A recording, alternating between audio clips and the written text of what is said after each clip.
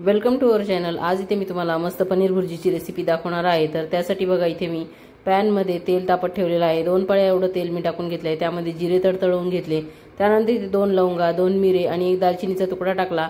त्यानंतर इथे एक मोठ्या आकाराचा कांदा चिरून घेतला होता, तो इथे घालून घेतलेला आहे। आणि थोडीशी पत्ताकोबी उरलेली होती घरात, तर ती कुठे वाया घालवायची म्हणून या कांद्यासोबत ती पण टाकून दिली आणि ती देखील यामध्ये मी परतवून घेणार आहे। तर अशा पद्धतीने बघा कांदा आपण 1-2 मिनिटं छान या तेलामध्ये परतवून घेणार आहोत। फोडणीमध्ये चांगल्या पद्धतीने परतवून घेणार आहोत।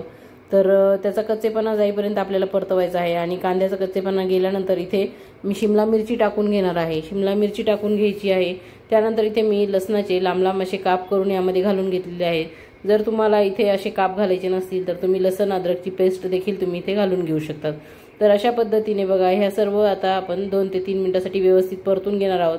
कांद्याचा तर कच्चेपणा थोडा गेला, पण आता लसणाचा कच्चेपणा जाईपर्यंत आपल्याला याला चांगल्या पद्धतीने परतून घ्यायचं आहे। आणि शिमला मिरची देखील चांगली परतून निघणार आहे। तर अशा पद्धतीने हे व्यवस्थित परत 2-3 मिनिटांसाठी परतून घ्यायचं आहे। आणि हे चांगल्या पद्धतीने परतल्यानंतर आपण इथे मस्त एक लाल बुंद टोमॅटो चिरून घालून घेणार आहोत। तर तो देखील असा व्यवस्थित या फोडणीमध्ये आपल्याला परतून घ्यायचा आहे आणि चांगल्या पद्धतीने परतवून घ्यायचा आहे। तो देखील यामध्ये व्यवस्थित मिक्स झाला पाहिजे। आणि टोमॅटो चांगला सॉफ्ट होण्यासाठी आणि कांदाही चांगला अजून परतण्यासाठी इथे आपण जितकं आपल्याला पनीर भुर्जीसाठी मीठ लागणार आहे तेवढं मीठ मी इथेच घालून घेणार आहे। मीठ टाकल्यानंतर कांदा चांगला परतला जातो आणि टोमॅटो देखील लवकर सॉफ्ट होतो।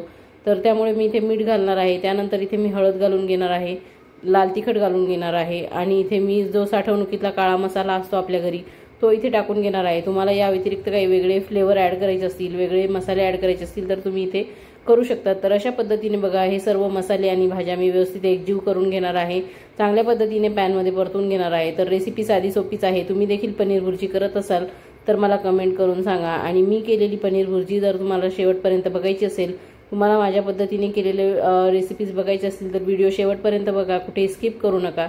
तर इथे बघा मी या सर्व भाज्या परतल्यानंतर त्यामध्ये अर्धी वाटी पाणी टाकून याला झाकण ठेवून चांगली उकळी काढून घेतलेली आहे। तर अशा पद्धतीने उकळी काढून घेतल्यानंतर इथे मी 200 ग्रॅम पनीर हाताने कुस्करून घेतलेलं आहे आणि ते यामध्ये मी घालून घेणार आहे। तर अशा पद्धतीने सर्व पनीर आपण इथे टाकून घेणार आहोत। तर जर तुम्हाला माझा व्हिडिओ आवडला असेल तर चॅनलला सबस्क्राईब करा, व्हिडिओला लाईक करा आणि तुमच्या मित्रमैत्रिणींना शेअर देखील करा। तर हा पनीर मी व्यवस्थित या मसाल्यामध्ये परतवून घेणार आहे। आणि तुम्ही देखील अशीच पनीरची भाजी करता का की यापेक्षा काही वेगळी करतात ते देखील मला कमेंट करून सांगा। आणि तुमच्या घरात एखादा तरी असा मेंबर असेल ज्याला पनीर खूप आवडतं, असं पनीर लवर कोणीतरी असेलच ना तुमच्याकडे, तर ते देखील मला कमेंट करून सांगा की तुमच्या मुलांना, मिस्टरांना किंवा घरच्या अजून इतर मंडळींना पनीर आवडतं। तर अशा पद्धतीने त्यांना पनीर भुर्जी करून खाऊ घाला। तर ही पद्धत एकदम सोपी आहे आणि इथे मी तयार झाल्यावर सर्व करून घेतलेली आहे। तर नक्की माझ्या पद्धतीने करून बघा। थँक्यू, धन्यवाद।